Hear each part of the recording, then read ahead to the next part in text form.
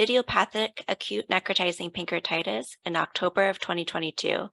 His initial hospital course was unfortunately complicated by intraperitoneal hemorrhage requiring IR embolization of the pancreatic artery, 14 centimeter mature bilobed pseudocyst. The patient has abdominal discomfort and fullness. Maybe 20% necrosis, not a lot of fluid.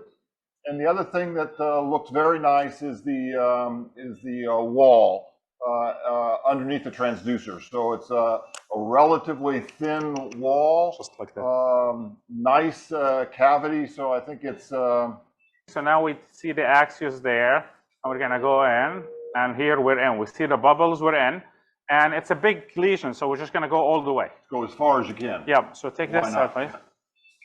So here, because of this position, I expect the most difficult part is the luminal. Yes. Because sometimes you're pulling back, you're shortening the scope, and you're gonna fly out. Yep.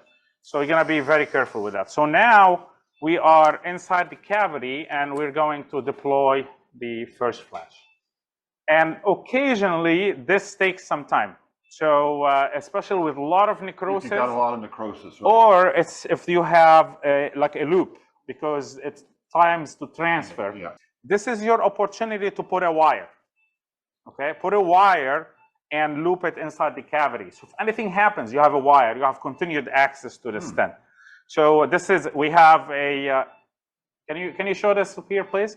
So there is a wire port here at the tip. And this is the opportunity. You can just go coil a wire. We're going to deploy the second flange. Very important is that the first lock here on the sheath is locked. Otherwise, you're going to push the stent in. So remember that to lock it. So now, and also what happens if you don't lock it, when you look at the EUS, you actually are going to see the stent being pushed in. So keep an eye on that. So now the flange, both flanges are deployed. The second flange is deployed inside the scope. So now please switch to the end of view. And here I'm going to push it out. You wait till you see the stent before you fully push it out? Yeah. And once I'm going to tell you why in a minute. Okay.